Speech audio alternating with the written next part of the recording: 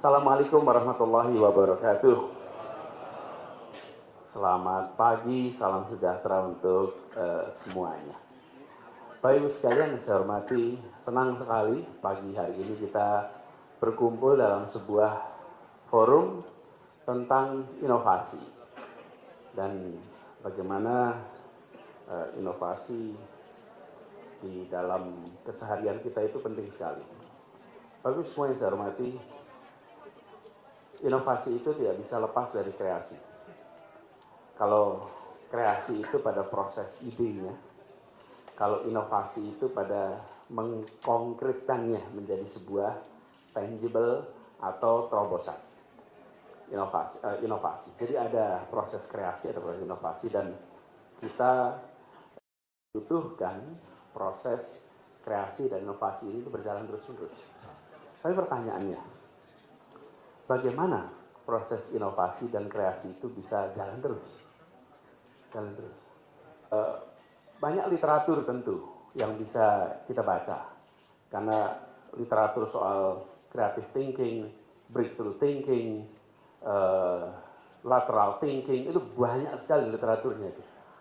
Cuman ketika kita masuk ke dalam kondisi pengambilan keputusan, situasi di mana kita memegang sumber daya, pertanyaannya adalah gimana menjaga itu. Kalau kita tidak berada dalam situasi kita harus ambil keputusan, mungkin thinking itu bisa terjadi. Tapi kita ambil keputusan, ruang itu ada regulasi, ada constraint sumber daya, itu muncul tuh. Bagaimana itu bisa tetap jalan? Jadi sekalian saya hormati, barangkali kalau kita bicara inovasi kreasi itu, ini lebih seperti pengalaman pribadi mungkin. Ya, saya kalau boleh sharing di sini. Bagaimana kita selalu meningkatkan ekspektasi sehingga menciptakan masalah. How do we create problems? Problems itu apa sih? Problems itu adalah selisih antara ekspektasi dan kenyataan. Itulah problem. Ini ekspektasi, ini kenyataan. Kalau ekspektasi dan kenyataan itu sama, maka tidak ada masalah. Oke? Ruangan ini misalnya. Bila ekspektasi kita sebagian orang berdiri, maka sebagian orang berdiri ruang ini adalah normal. Karena ekspektasinya sebagian berdiri. Tapi bila ekspektasinya adalah semua orang bisa duduk, maka berdirinya sebagian orang di sini adalah masalah. Fakta sama, tapi cara pandangnya beda, tergantung ekspektasi. Kalau kita tidak punya ekspektasi semua orang harus duduk, this is fine, tidak ada masalah. Malah kelihatan penuh ruangannya. Betul kan? Karena kita tidak punya ekspektasi semua orang duduk. Itulah yang sering terjadi dalam proses pemerintahan. Apakah kita memiliki ekspektasi yang terus-menerus diubah, direvisi, sehingga kita menciptakan masalah terus-menerus? Kalau ketemu masalah kita bersyukur. Inspirasi ini dari mana kejadiannya? Saya waktu itu surveyor, Pak. Surveyor. Saya bekerja di lembaga survei Indonesia. Lalu kita bikin survei kepuasan warga Indonesia atas kualitas pelayanan kesehatan, atas pelayanan pendidikan. Apa yang terjadi? Pada waktu itu 80% lebih penduduk menyatakan puas dengan layanan pendidikan. 80% layanan puas layanan kesehatan. Wih, hebat betul Republik ini, gitu kira-kira. Kok bisa puas dengan layanan kesehatan pendidikan? Waktu itu. Apa yang terjadi? Ekspektasinya rendah. Dapat pelayanan sedikit saja sudah puas.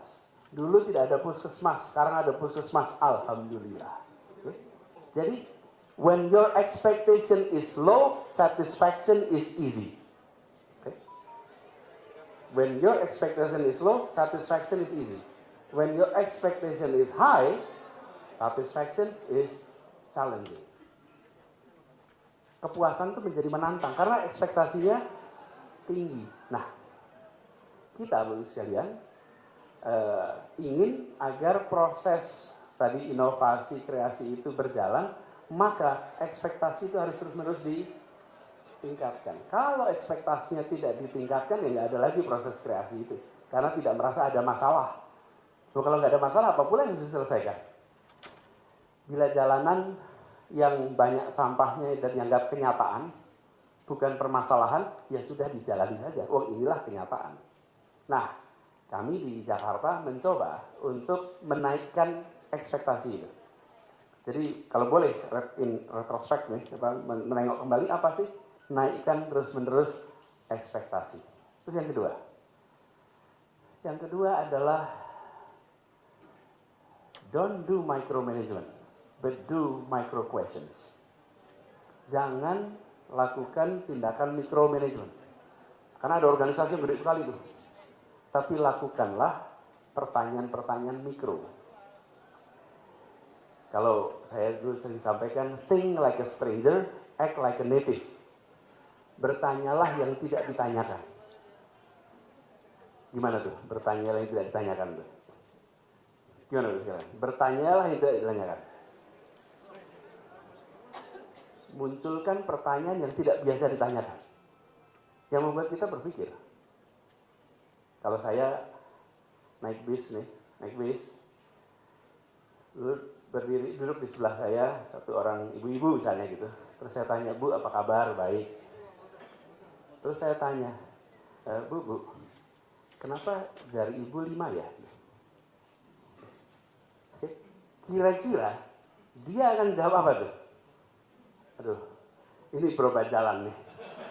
Saya pindah saja dari tempat ini. Gitu kan kira-kira. Ini berobat jalan nih. Ya semua orang jarinya 5. Kan kalau tanya aslinya mana, dia jawab. Tinggalnya di mana, dia jawab. Itu expected question. Tapi ketika muncul unexpected question, itu bingung lah. Terus saya jawab, apa ini? Bapak ini. Tanyanya kenapa jari saya 5. Kira-kira siapa yang akan bertanya begitu?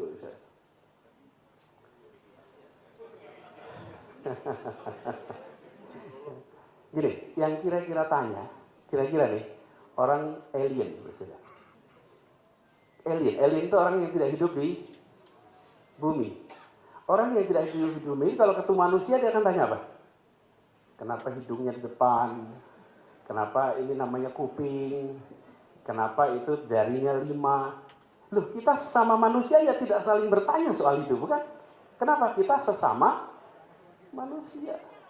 Tapi kalau ketemu orang, kalau ada makhluk itu ya, misalnya ada tuh gitu, IT gitu ya, itu apa? Extraterrestrial datang ke sini, dia akan tanya sama kita. Lah, problem kita yang dalam organisasi pemerintahan adalah kita terlalu banyak bergaul dengan sesama orang pemerintahan sehingga tidak menanyakan lagi hal-hal yang sederhana yang kita jalankan dalam pemerintahan. Tidak tanya lagi. Kenapa ya? Kita sudah sesama orang di pemerintahan kok. Sesama orang Indonesia, masa tanya? Ya nggak ditanyakan. Itu yang saya maksud dengan think like a stranger, tapi act like a native. Berpikirnya seperti orang yang tidak berada di tempat ini. Jadi tanya hal-hal yang nggak biasa. Saya ingat nih, Pak Andriansah masih kepala dinas perhubungan. Kita ingat Mbak, ada diskusi waktu itu. Saya tanya, kenapa sih kok rambu-rambu lalu lintas itu tingginya segitu? Terus Pak Andriansah, kenapa? Ya dari dulu begitu Pak, ini aturannya begitu Pak. Betul ya. Ya dari dulu, iya, maksud saya kenapa segitu tingginya gitu? Ya aturan universalnya, Nah kalau saya naik mobil, saya berhenti di paling depan, itu lampunya nyala, itu saya nggak lihat itu semua. Nah, you ask questions yang nggak ditanyakan. Atau pertanyaan, apakah alat transportasi yang semua orang punya? Itu waktu pertama kali ditanyakan, semua jawabnya motor.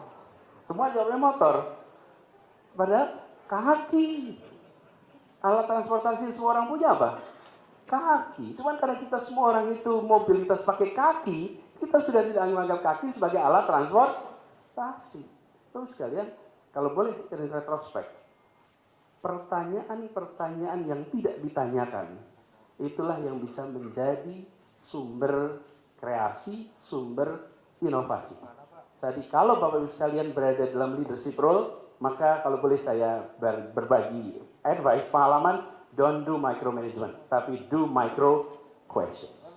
Dan micro questionsnya itu adalah yang tak yang tidak bisa dipikirkan. Nah inilah yang kemudian nanti merangsang kita untuk, atau hari kemarin Bu sekalian, saya sama Pak Wagub kita ke Ciliwung ya Pak Wagub. Ciliwung. Ke Ciliwung sama Pak Asbang, pembangunan saringan sampah. Nih, kami baru tugas di Jakarta. Baru tugas Jakarta kan biasanya kalau banjir kita nonton di TV. Kalau jadi gubernur nggak nonton di TV. Kalau jadi gubernur harus ke lokasi banjir. Jadi datanglah kita ke Manggarai. Sampai di Manggarai itu yang namanya sampah, Masya Allah luar biasa. Luar biasa banyak. Terus pertanyaan sana, kok bisa sampahnya sampai sini? Iya Pak, sampahnya datang dari luar kota. Lah kok dibiarkan sampai ke dalam kota? Ya iya, dari dulu ya begini gitu. Dari dulu ya begini, sampah itu nanti dibersihkannya di Manggarai. Kenapa tidak diberhentikan sebelum masuk Jakarta? Ya memang enggak gitu.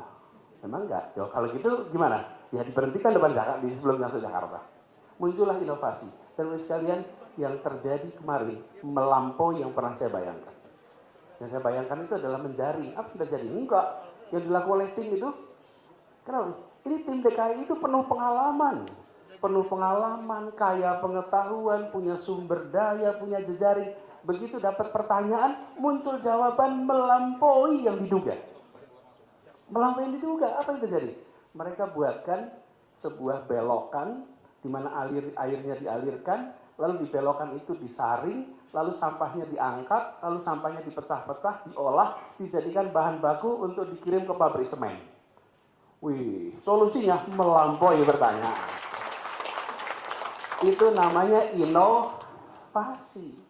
Tapi inovasi itu mulai dari percakapan. Nah, Bapak Ibu sekalian, inspirasi itu tidak datang dari meditasi, Bapak Ibu. Ya. Jadi jangan Bapak Ibu duduk diam lalu berharap inspirasi. No. Inspirasi itu datangnya dari interaksi. Oke, interaksi. Berinteraksilah dengan masalah, nanti muncul inspirasi. Jadi bukan ada satu orang merenung gitu. Ting. Jimmy, nggak ada. Jadi saya, Bapak sekalian, itu menempatkan diri, kami ini menempatkan diri apa? Jadilah pembelajar yang selalu bertanya. Udah itu aja. Tugasnya tanya. Jadilah pembelajar. If you are a learner, maka organisasi akan terus-menerus melakukan inovasi. Pasti. Tapi if you're not a learner, pasti nggak ada pertanyaan. Makanya sekalian kalau boleh kami usul, bagaimana di sebuah inovasi di sebuah tempat itu diterapkan di tempat lain, jangan muncul itu pertanyaan. Karena tidak ada inovasi yang bisa diterapkan di tempat lain. Setiap tempat pasti punya masalah yang khas. Yang ada adalah belajar dari, tapi bukan melakukan adopsi, tapi adoption. Itu kalau bahasa Inggris adoption sama adoption. Hanya bedanya O sama A. Tapi yang satu ditangkokkan, yang satu jadi inspirasi. Nah, ini kejadian kemarin nih, dan itu direncanakan dibahas 2018, direncanakan 2019 untuk dieksekusi 2020 atas berbagai faktor, akhirnya baru bisa kita laksanakan kemarin, ada jeda COVID dan lain-lain. Jadi proyeknya baru jadi. Jadi inovasi sekalian, tapi jalan ke Sudirman. Ini pengalaman jalan ke Sudirman. Apa sih yang indah di jalan Sudirman itu? Kalau jalan-jalan di situ? Apa? Ini pertanyaan ini. Ini pertanyaan. Apa sih yang bagus di jalan Sudirman dibandingkan tempat lain? Apa jalannya? Oh, ya sekarang trotoarnya besar. Ya sekarang. Tapi keindahan apa? Hal yang unik di tempat itu dibanding tempat lain apa? Apa? Banyak gedung, exactly. Tidak ada jalan lain di Indonesia ya, bukan di Jakarta, yang memiliki deretan gedung tinggi sebanyak, ada, seluruh Indonesia ada. This is the place. Pertanyaannya, siapa yang menikmati gedung-gedung itu semua? Pertanyaan.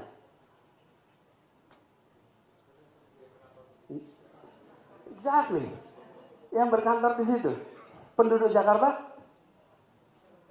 nggak lewat. Makin makmur, makin nggak menikmati. Kenapa? Kenapa? Duduknya di kursi belakang. Iya, coba bos-bos duduk di kursi belakang, nggak menikmati Jalan Sudirman itu. Ketutup sama mobil depan, kursi depan, nggak lihat. Yang menikmati supirnya. Semua pemandangan bagus di Sakti itu dinikmati oleh sang supir yang punya kaca besar itu. Pertanyaan ini, apa yang paling unik? Gedung tinggi. Terus pertanyaan berikutnya, bagaimana itu bisa dinikmati? Jalan kaki loh ini. Menikmati tempat itu harus dengan jalan kaki. Kalau buat jalan kaki harus dilakukan bangun trotoar. Kenapa bangun trotoar? Bisa menikmati. Lah kalau Bapak Ibu naik mobil, gedung tinggi apa yang mau dinikmati Bapak Ibu? Tidak ada. Bapak Ibu datang ke seluruh kota dunia. Tempat yang gedungnya tinggi pasti trotoarnya bagus. Lalu pertanyaan berikutnya nih. Nyebrang pakai JPO. Pas nyebrang, JPO-nya itu semua pakai tutup, Bapak Ibu. Pakai tutup atasnya, pakai atap. Jadi saya tanya, kenapa JPO-nya pakai atap? Biar nggak panas, Pak. Oh. Biar kalau hujan nggak kehujanan. Emang nyambungin dari gedung mana ke mana? Enggak, Pak. Dari trotoar ke trotoar. Berarti bangsa ke bangsa dong. Nah, iya dong. Trotoar itu kan nggak ada atapnya. Terus kenapa mendadak yang di sini harus pakai atap gitu? Lain kalau dari dalam gedung ke dalam, itu maka dia harus dijaga supaya tidak perlu pakai payung, betul kan? Nah tapi kalau dari ruang terbuka ke ruang terbuka, jadi ya copot, lepas lah gitu. Ramai Jakarta. Karena dicopot. Kenapa? Lalu begitu naik JPO tanpa ada atapnya, mendadak JPO itu memberikan pengalaman. Ini Pak Hari spesialis pencopotan JPO atap Pak Hari belakang. Ingat ya Pak Hari ya, kita di situ. Jadi dan mulainya dari pertanyaan.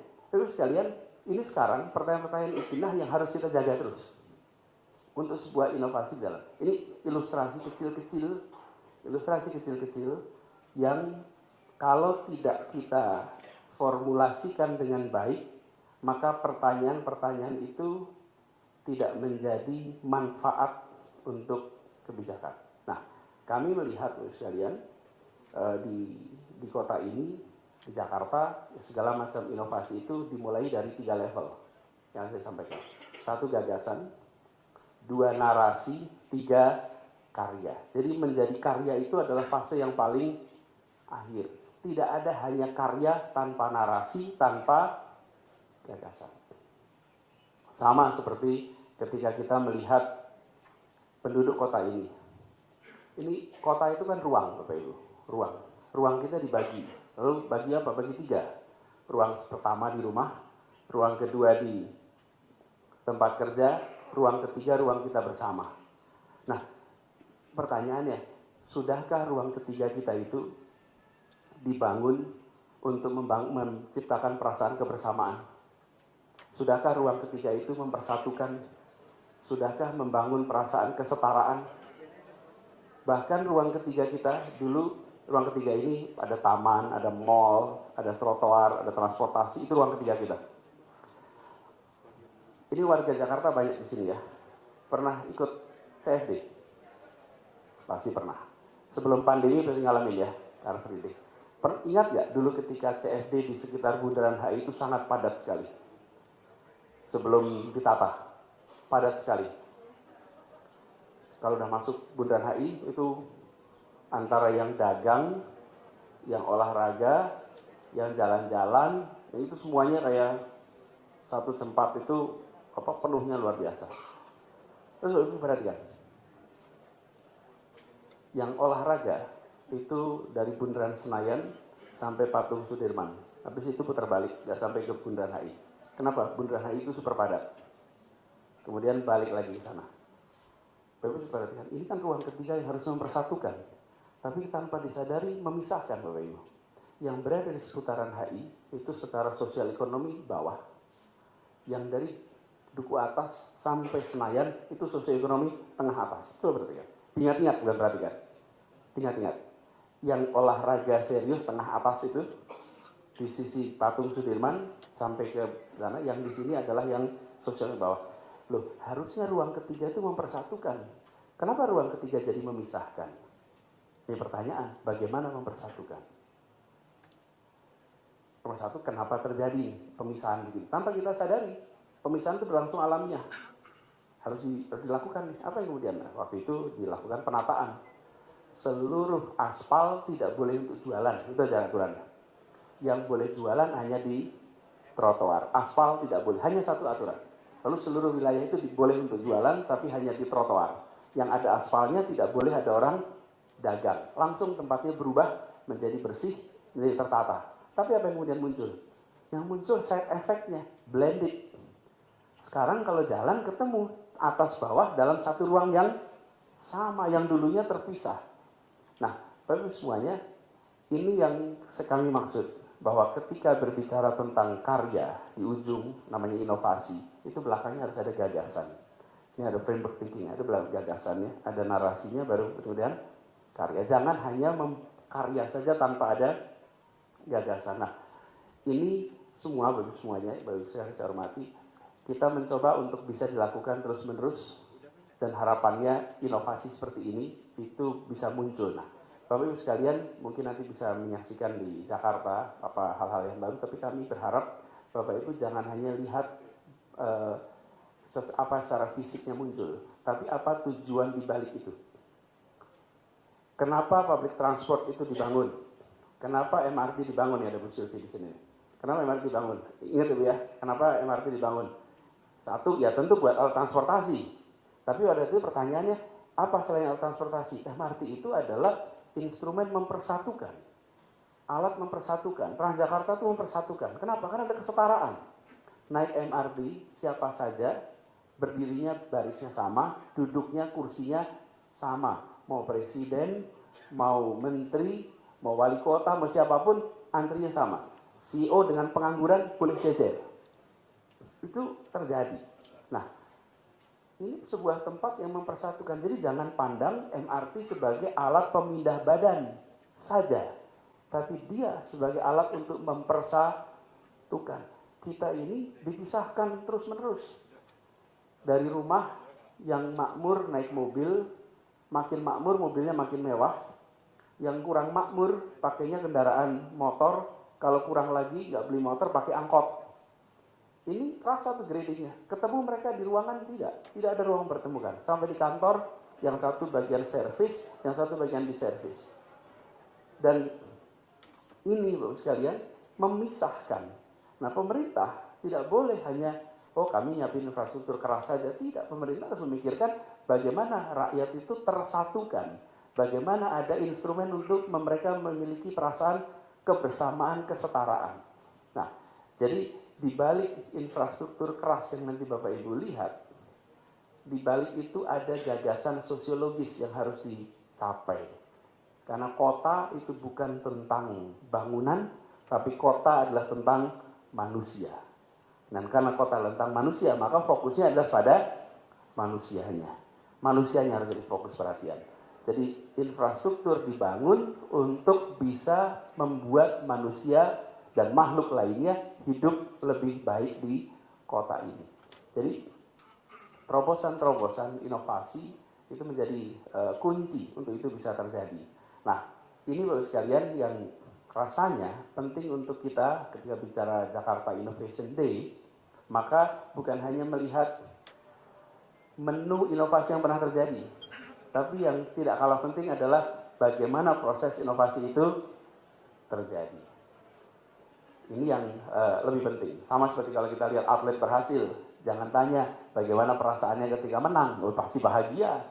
Dideretkan tuh medalinya. Bukan pertanyaannya bagaimana mengalahkan ngantuk, bagaimana mengalahkan malas, bagaimana mengalahkan untuk comfort, bagaimana mau latihan keras, bagaimana mau menaklukkan diri sendiri. Itulah kunci di balik medali itu. Kalau sudah terima medalinya, prosesnya paling 2 menit, 3 menit itu penyerahan. Tapi untuk bisa sampai ke sana, prosesnya itu panjang.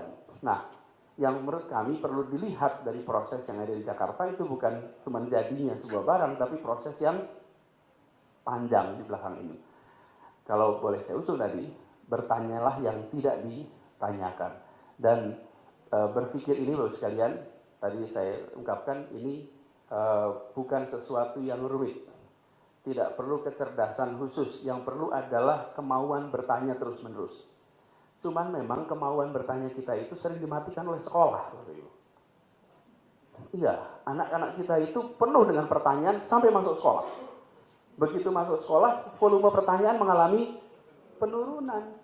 Nah kita sudah sekolahnya lama, terus masuk organisasi, penuh dengan aturan, makin nggak bertanya Bapak Ibu. Iya, aturannya banyak betul. Sudahlah berhenti bertanya. Akhirnya kita terbiasa untuk tidak bertanya, udah terima saja, laksanakan saja, ini surat-surat keputusannya. Gitu kira-kira. Nah, kita menurut saya sudah harus diubah. Dari mulai masuk sekolah itu diizinkan untuk, tapi itu panjang tuh. Sekarang kita di organisasi pemerintahan saja. Di pemerintahan harus membangun iklim boleh bertanya. Dan menurut saya harus dibangun satu ekosistem boleh menentang, boleh berbeda pandangan dengan pimpinan. Karena kalau tidak boleh berbeda pandangan dengan pimpinan akan sulit sekali. Dan itu berbeda pandangan. Jadi saya rasa gini, Bapak sekalian, ada hal yang berbeda. Berbeda pandangan dengan mempermalukan, itu dua hal yang berbeda. Kadang-kadang kita menyamakan itu. Tidak ingin mempermalukan, nggak usah dipermalukan. Tapi cukup berbeda pandangan itu boleh-boleh saja. Justru kekayaan itu muncul dari perbedaan pandangan. Ada ide yang dirasa baik oleh atasan. Kemudian kekayaan pengalaman dari bawahan mengatakan don't do it, Pak. Kenapa? Karena kekayaan pengalaman dari para tim yang mengatakan tidak bisa dilakukan. Kalau dikerjakan nanti konsekuensinya A, B, C, just don't do it. Ini adalah wisdom yang dimiliki di tingkat operasional yang harus kita pegang. Tapi membangun ekosistem yang setara, membangun ekosistem yang bisa berdiskusi itu penting. Jadi saya usul pada semuanya, barangkali untuk dibawa adalah pesan bertanyalah dalam semua pertemuan. Bertanya dalam semua rapat, bahwa walaupun kita sudah tahu jawabnya. Tapi pertanyaan itu memiliki merangsang untuk punya ownership atas masalah. Dan begitu ada ownership atas masalah, maka bisa dikerjakan sendiri. Dan yang kedua, adalah ruang untuk inovasi tidak boleh top down. Ruang inovasi itu harus diberikan ruangnya bottom up. Karena banyak sekali yang kita kerjakan di Jakarta itu bukan ide dari atasan, tapi ide dari tim yang muncul macam-macam.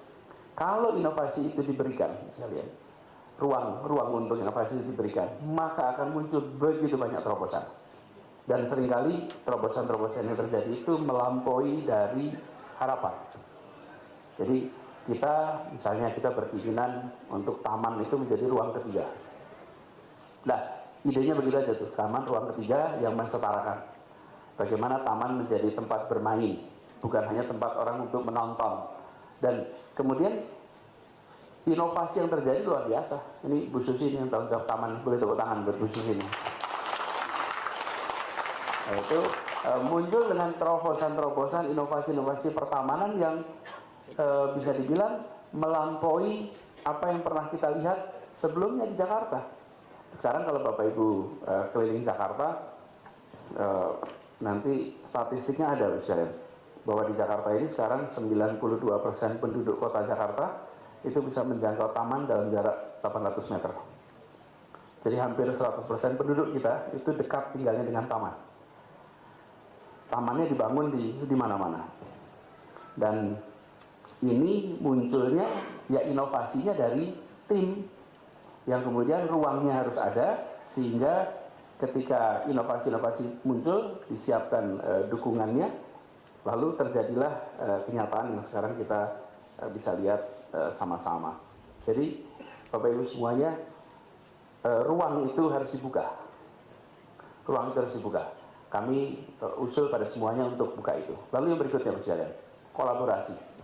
Kolaborasi, ini kata kolaborasi itu sering disebut udah sekarang overuse ya. Tapi menurut saya tetap harus dikatakan bahwa kolaborasi ini penting, kerja bersama. Kolaborasi dengan teman-teman yang memiliki latar belakang yang relevan. Pemerintah, kekuatannya ada pada kewenangan dan fiscal power, itu kekuatan di pemerintah. Masyarakat punya ide, gagasan, pengalaman praktis, jejaring. Ini kalau digabung itu menjadi sebuah kekuatan yang luar biasa. Tapi kalau jalan sendiri-sendiri, sayang. Nah, karena itu kolaborasi itu harus dirangsang untuk tumbuh. Yang harus membuka diri adalah pemerintah.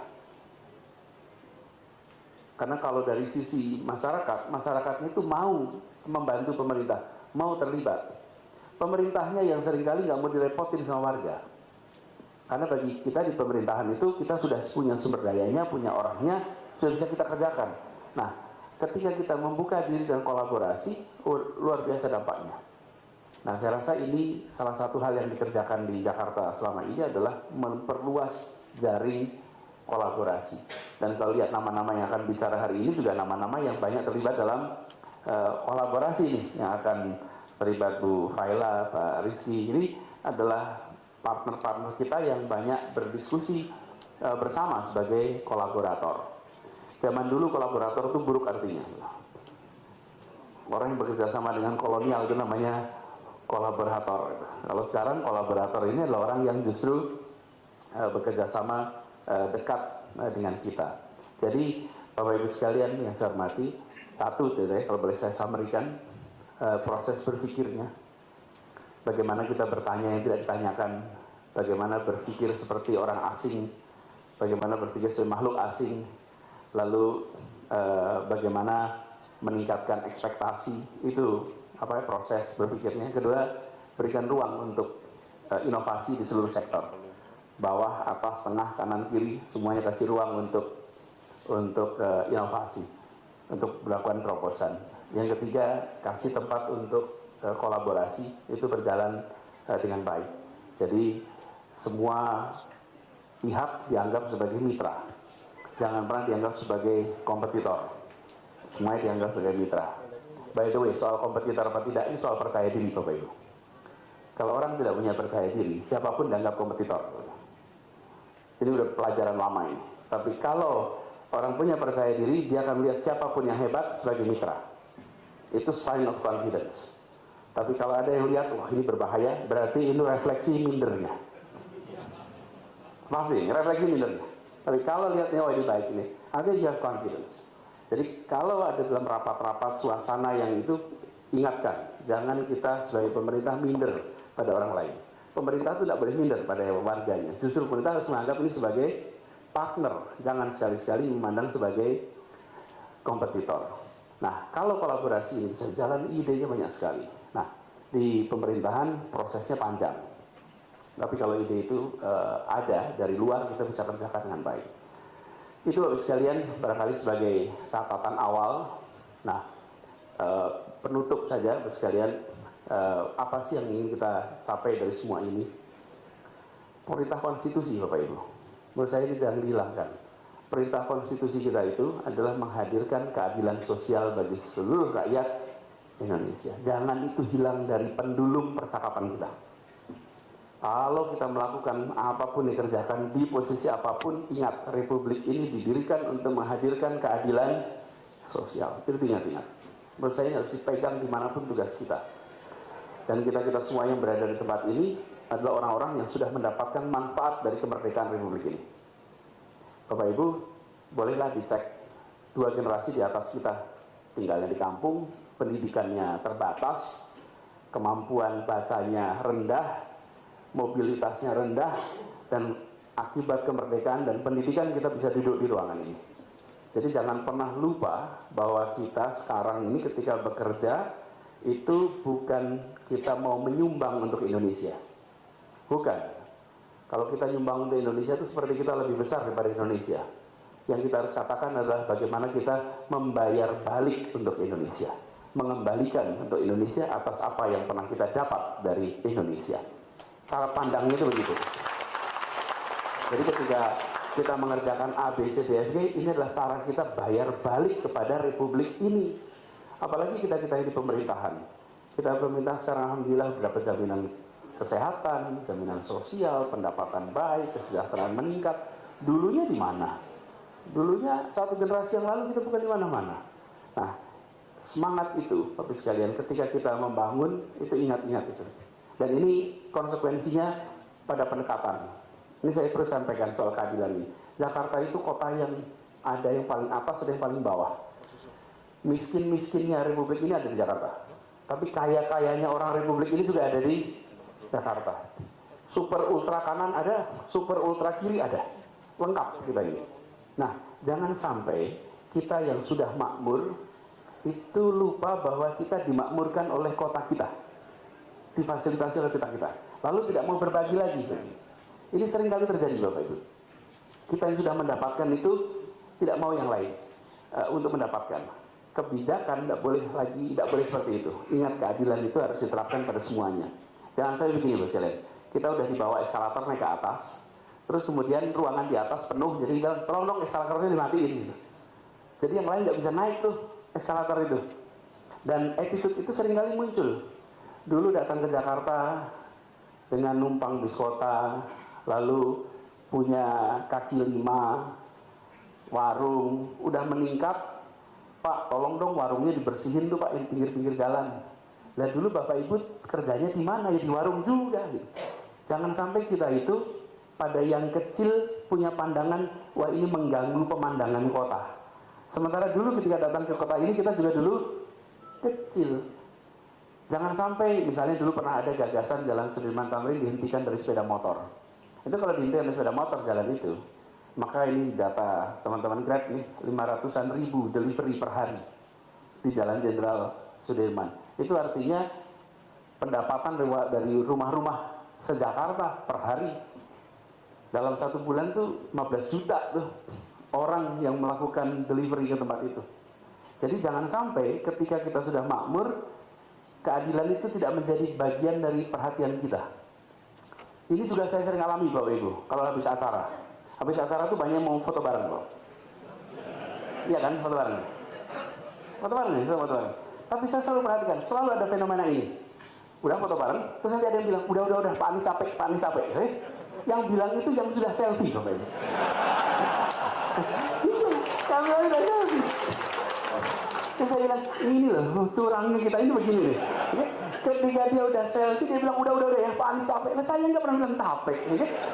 Yang bilang capek dia. Jadi, ini terjadi dalam tingkat pengambilan kebijakan.